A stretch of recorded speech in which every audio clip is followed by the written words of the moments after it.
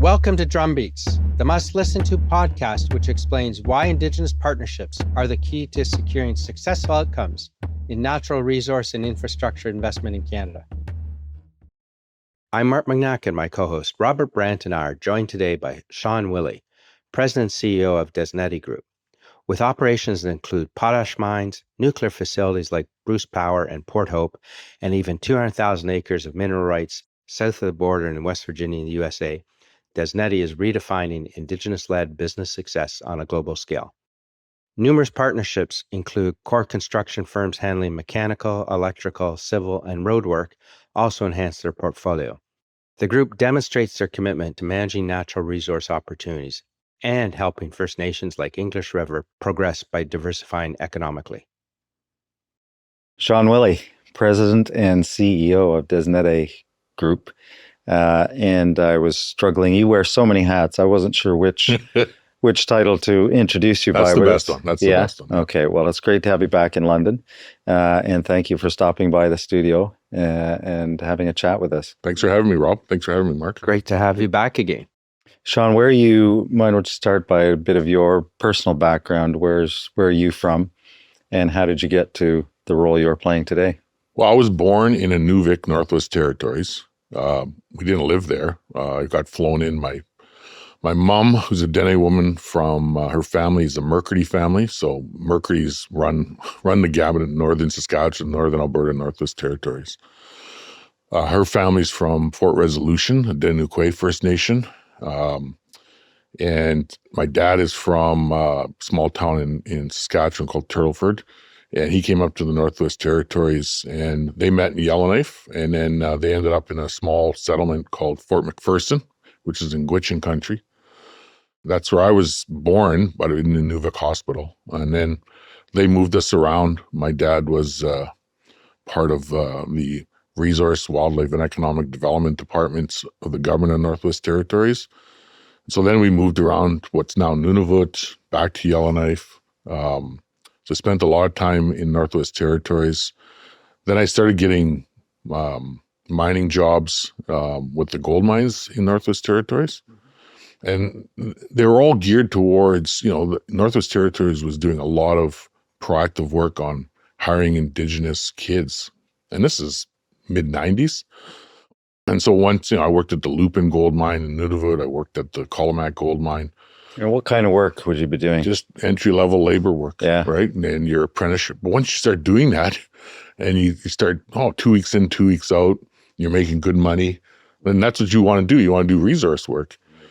So I was lucky enough then to get a job with Diavik Diamond Mines, which was owned by Rio Tinto. And Rio Tinto wanted to build the second diamond mine in the country. And I got tasked with going out to all the communities. So within Treaty 8, Treaty 10, Cleacho, Yellowknife's Dene. So when you say, for our UK audience, Treaty 8, Treaty 10, can you explain? Well, that's the numbered treaties that the Crown had signed with Indigenous people, sort of after the Royal Proclamation, to sort of tie up the land on the Western Front. And the Royal Proclamation was 1763. 63, yeah, okay. And that was the Crown, the king at the time. I forget which king now. I'm thinking George III. King George III, yeah, Mad King George. Yeah. The Royal Proclamation, which is a bit of a Bill of Rights for Indigenous people in Canada, that the first declaration, as presumptuous as it was, for the king to lay out what he considered to be the rights of Indigenous people in Canada. And then flowing from that, there were treaties. And so each treaty, you could so Treaty 10, there's a tie towards oil and gas up in the Norman Wells area. So it was, Treaty 8, which is home to a lot of the Dene communities. It's Treaty 11 up in Northwest Territories as well. So I got to work I interviewed over 4,000 people in communities. I knew everybody who wanted a job to come to Diavik. Like, the diamond mines were game changers in the fact that we're so aggressive. We wanted to staff up Indigenous jobs, opportunities, training, employment. And secondly, we wanted to create strong businesses. So we did a lot of work on Indigenous businesses with the Cleacho, the Yellowknife's Dene, the Kittimiut Inuit, the North Slave Métis, and Rio Tinto, I got to meet, it was at the time the CEO was Sir Robert Wilson, and his Australian counterpart was Lee Clifford. And they came over for the opening, and I got to sit and have supper with them. And they just were, we've changed the game for Rio Tinto in our approach to working with Indigenous people. And a lot of that was my father's work. He had done this in his previous life in the uranium mines in northern Saskatchewan, now done it up in Yellowknife. He left. I stayed up and spent 10 years with Rio Tinto. Had to go get my education. So I'm a pragmatic individual. I wanted to build the second diamond mine in the country. We did that. And over 40% Indigenous employment. At the end of the day, $3 billion spent with local Indigenous companies. Then I went to Saskatoon, finished my education, and started working with a company called Chemical Corporation. And Chemical Corporation was, at this time, the gold standard. It was had strong Indigenous participation. You had leaders there that fought to be at the table, and it really set the Canadian model for Indigenous inclusion. One where you saw Indigenous people participating on the environmental planning, the environmental monitoring, and then the reclamation decommissioning activities. Cameco today, I think, are the largest employer of Indigenous. Well, they've come down a bit since the uranium market has been in a challenge, I would say. Not the last couple of years, it's coming back, and Cameco's coming back, and that's what we're looking for, is that employment level to come back. So when COVID hit in the market, a community like English River, who I now work for, I've spent 10 years at Cameco, did a lot of great things there, represent them on the world stage. Like, it's funny, Rob, when I worked for a diamond mining company, and you talk to people and, diamonds, that's, sexy, but they really don't have any value really once or twice in their lives. Yeah. But then you go to uranium, which is used for baseload electricity, clean electricity, and nobody wants to talk to you anymore. Nobody wants to talk to you, right? and so I got to go around the world. Both glow, no? Pardon me? Both glow. Both glow. Yeah, both glow, yeah. I got to go around the world for Cameco, meeting Indigenous people who had uranium on their lands. And what we did is we used the northern Saskatchewan story. So I 30 plus times down to Australia and the outback to meet groups like the Mardu people, very traditional land users, and bringing them up to northern Saskatchewan to show them what could be possible. And like, leave the room, you guys talk with our Indigenous leaders and they'll tell you the good, bad, and the ugly of resource development.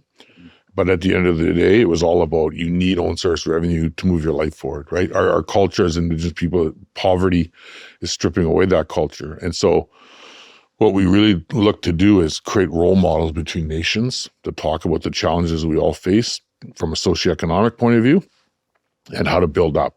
And so did that good at Cameco, saw English River, a Dennis-Utlaney community, myself, Dennis-Utlaney background, reclaimed my status. And just what English River had built through Des Nedhe was a pragmatic, humble, very strong company, but they were too dependent on Cameco.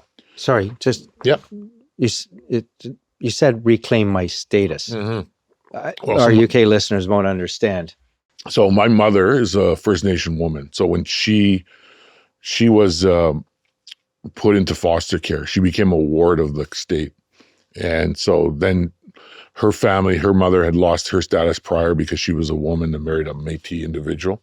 And so it was just part of the Indian Act rules where women were looked as, if you married outside of your Indigenous or your First Nation communities and didn't marry another First Nation individual, you lose your status. Right. So we had to go, there's been a number of legislations over the since 1984, I would say. Of course, men could marry outside. As usual. Didn't matter. But if women did, they lost their status, sometimes lost their right to even live on First Nations territory. So you could have a First Nation man marry a non-Indigenous woman, and she would have then status benefits. Right. Whereas his sister could marry a non-Indigenous man and lose all her benefits. So my grandma fell into that class. My mom fell into that class. So we went through the process of reclaiming that. And so that's now. So you could reclaim that. That was because it changed in the law? Yeah. Oh, okay. Yeah. There was lots of pushback from Indigenous women throughout the country, and there was numerous laws that were put in place. And so I've reclaimed my status. I did not grow up in the community. I'm always open about that. I grew up outside the community because my mother did not grow up in the community. But I always listened to, I think that helped me. I really craved the stories of elders and listening to elders because I didn't get that opportunity growing up. So in Yellowknife, the communities, one thing English River was their elders, and they said, they're very pragmatic in their approach of building business, being part of the discussion. And so they created Des Nedhe, which is the Dene word for Great River, 40 plus years ago. And they created it to support the uranium industry, to provide jobs for their people, to create own source revenue. And meeting English River elders reminded me of the experience I had in Northwest Territories, where the communities were like, we need own source revenue. Hunting, fishing, trapping, that's gone. We need to create our own source revenue so that we can support education, that we do not want our next generations living in poverty. The land is sacred to us, but let's get involved with that. Let's be sure we're part of the monitoring, be sure we're part of the planning. But we can no longer have our young people live in poverty. And so both communities, it was so similar that, I would get into good conversations with chief and council at English River and say, but you're too dependent on the uranium. How do you diversify away from the uranium? I said, in 2011, you had the Fukushima, the tidal wave, the tsunami come in and hit the power plant and change nuclear. Yeah, Right? exactly, and took the market out. And so you saw this coming, and you sort of coached the nation, and their elders and their leadership just said, okay, well, you're Indigenous. It's time you come back and work for an Indigenous firm. Like, quit working for these big companies, right? We need your help on our side. And I felt, that's, working for big companies is safe, it's secure, but you're really a manager of a risk for that company. And it feels safe and secure. But in all honesty, when anybody works in a large organization, you feel you're part of this big organization. Yeah. You don't seem to have to worry about where your paycheck will come. And then one day, yes, you realize you're just a person in a big enterprise. Yeah. Right. So, well, I wanted to give back. I had felt this entrepreneurialism in me, and I had a vision and an idea about how to. I was JP Gladue was head of CCAB at the time. I was one of his co-chairs, so I saw this trajectory that Indigenous business was on. I saw the court cases, but I'm also a pragmatic individual, and I said, okay, we have all these court cases. I have a very progressive First Nation who's humble, that wants to diversify and grow. How can we create a tier one business that happens to be Indigenous? And I saw this opportunity there. And if we didn't adjust things a bit, and I'm thankful for all our leaders. Like, every once in a while, I'll watch a couple of the old videos of, constitutional talks. When you get some of those like Jim Sinclair and Mary Simon, and at the end they're pounding the table, and I'm appreciative of those individuals that set the table for our generation. Now we just have to sort of take it up a notch, right? I was living in Ottawa at the time of some of those constitutional talks, and my father ran a company that was filming. It was a North American Indian Films Corporation, something like that at the time. So I had a contract filming. I got, as a young teenager, got to hang out in a lot of those big constitutional meetings and just sort of wander around. And it was, fascinating. And then later on, eventually, Meech Lake, Meech Lake and others, and then Elijah Harper. And, loved it all, and it had an influence and impact on me growing up. And I think we have to just up our game. So you guys set the table for us. How do we do that again? And so we wanted to create a business. And so English River, use your rights and title to get that core business. So, I've been CEO at Des Nedhe now for 8 years. Majority of that time has been in a market downturn. And so what we did was we went out, and I've done a lot of work for corporate Canada. I know a lot of Canadian CEOs. They want to do business with Indigenous companies, but they're very honest, saying you have to match what our value proposition is at our company, right?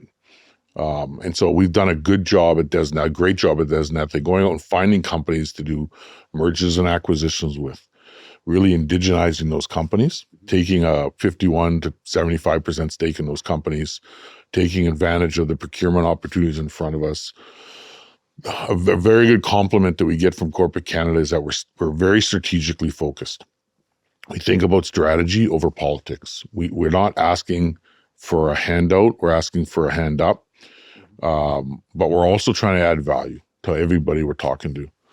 So what today is in the Des Nedhe portfolio?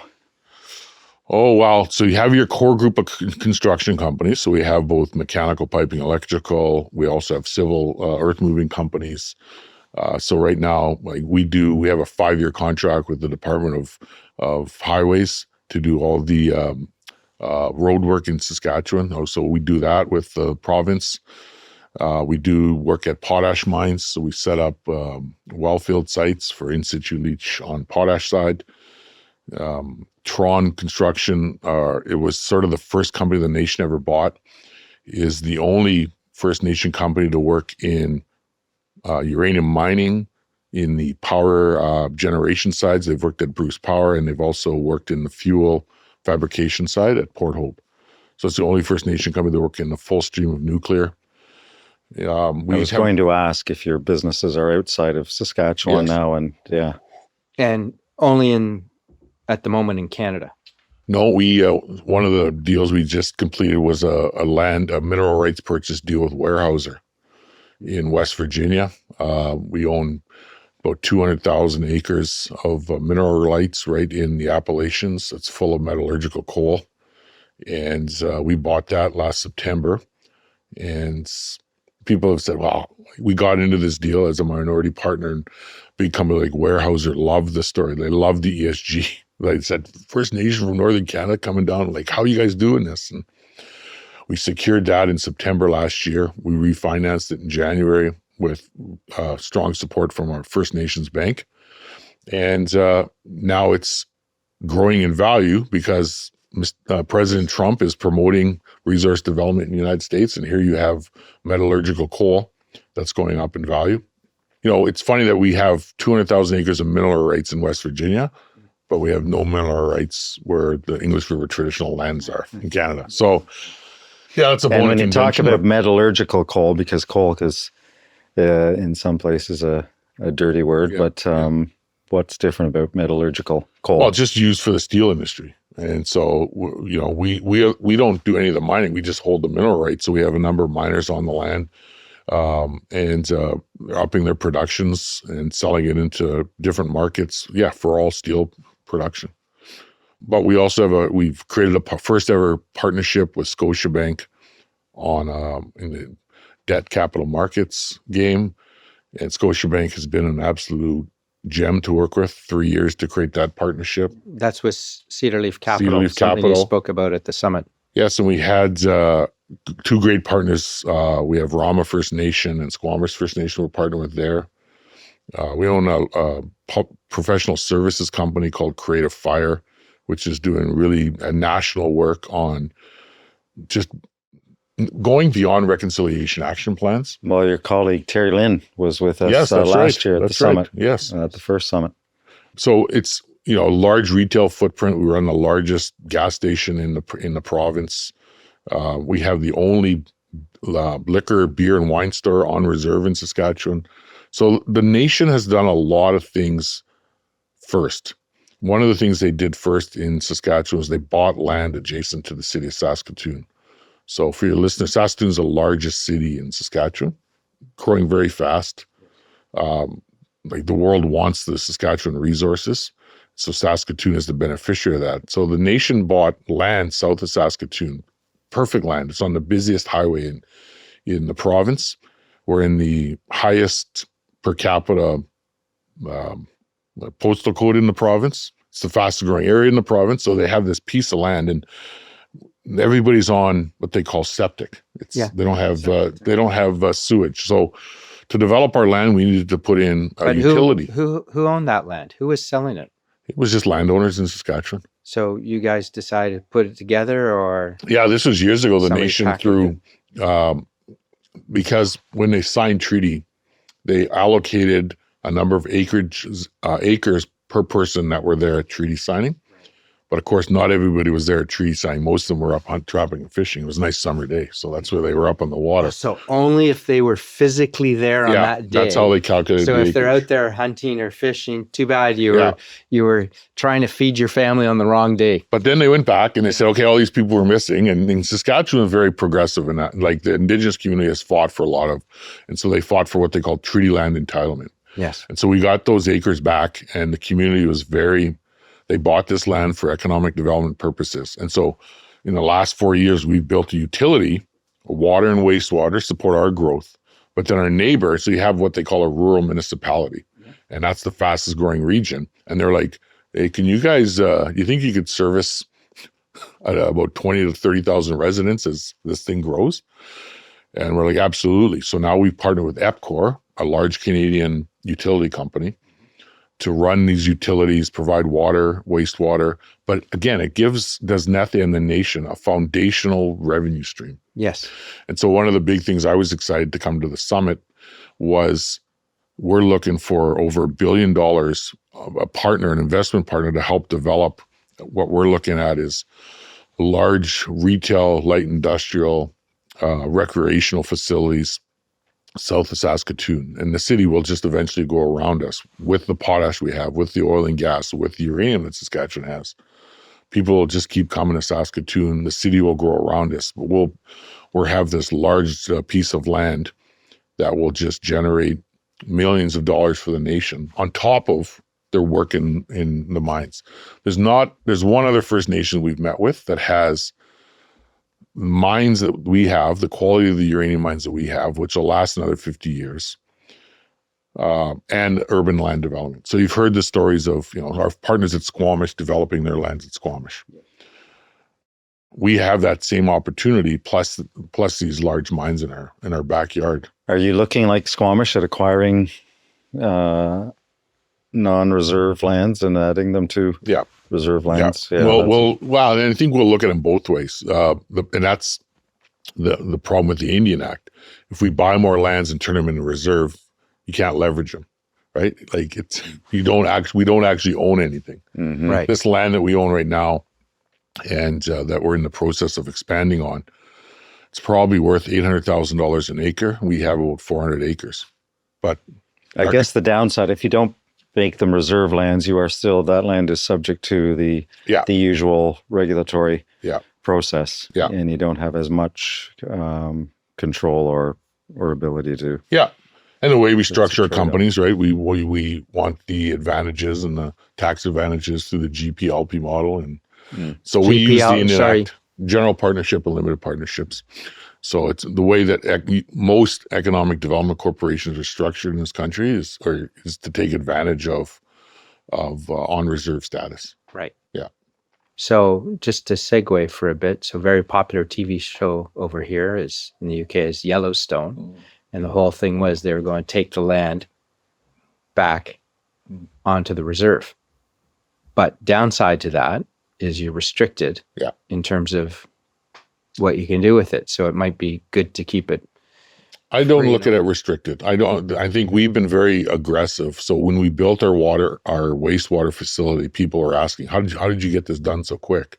And it was an education then for us to go and say, yes, we know all the negatives about the Indian Act and reserve lands, but how can we as entrepreneurs find those points that add value? Yes. And Rob raises a good one, consultation. So the European model is now bogged in consultation processes, right? And it's probably 30% of their cost now on projects and the timeline. Yes. For us, we just were saying, well, we're going to go build this we want to build this, it's sovereign. We're going to build this state-of-the-art water treatment facility. And so people are looking at us like, well, how did you guys get it done so quick? But we took advantage of. Yes. And that's a big problem in the UK in terms of getting things done. There's a 30 billion HS2 that isn't going, or HS3 anyway, isn't going anywhere, but they spent millions on a bat tunnel. Okay. And consultation and, we won't do that. Okay. We'll dig under and drove up the cost. So you're right. The European model is, starting to crack because it can't serve all the needs and nothing gets done. Yes, exactly. So you have that freedom because you're sovereign. Well, it's its own economy, right? Because it's its own economy because you have departments of people that are all focused on public consultation. And you have to have public consultation. We're not against that. But the economic needs of our nation with English River far exceed that. And we have our own internal, like we have a land development committee that's based off of community members, elders, youth, elected officials. It's something that we're proud of with English River is, and I mentioned at the summit, was there hasn't been one chief. English River and Des Nedhe is one of the most successful economic development corporations in Canada. But you'll never see an award given to one chief, and because they've had multiple chiefs. And so when I hear stuff about Indigenous governance and I think about 7-generation thought, English River is one that has done this, and they've done it humbly, and they don't put everything on social media. They don't put their signing an MOU on social media in a smudging ceremony. They just do stuff. And so it was very proud of me at the summit to put up pictures of 8 chiefs and see this growth over time. And Des Nedhe has followed that model. We follow the Navajo model of a separation of business and politics. Yes, I recall you mentioning the Navajo model, and I took notes. But can you explain to our viewers a bit more? Because Navajo, they'll think, okay, that's American. Yeah. Okay, what is that model? And I think it'd just be helpful for people to understand. Many of the tribes in the United States have created really strong economic development hubs. And they just found early on that you had to just separate the chief and leadership are nation builders and let them focus on the business of developing the nation, but bring in the best business people to run your business. And you've seen that in Canada a few times. There's a number of examples that people have, and that's self-determination. The great thing about it is nations get to make their own choices. Right. So some nations go down and say, no, we want to employ as many of our own people as possible within our ECDEV. Okay, well, maybe they don't have the sphere of influence, but that's what the nation wants. English River said, no, we want strong business people to run our economic development corporation and build up our people and hand that over to our people at a later point. So it's all about just that separation of church and state. Yes. And so that model is taught, through the Harvard School of Business, and it was given credit to the Navajo leadership who sort of said, no, this is the way we need to run our businesses. We were talking, and Mark and I, to a Seminole tribe in Florida, and their head of the guy who runs their real estate portfolio, and they're generating more than $1 billion of revenue a year for the small Seminole tribe in Central Florida. And so we got introduced to him expecting to speak to a Seminole elder, and he's a New York hedge fund guy who was hired by the tribe to run their portfolio. He's looking at investments all over the world, but he's a world-class investor himself, and over time they'll build their own capacity. But that was it. And that's my goal, is to hand it over either to someone at that caliber or to an English River band member. And so we put up, the community puts a lot of focus on education. But, it's always about, we need our own source of revenue. We cannot call ourselves self-determinant if we're dependent on federal funding. Correct. And so but at the same time, they want to employ as many Indigenous people as possible.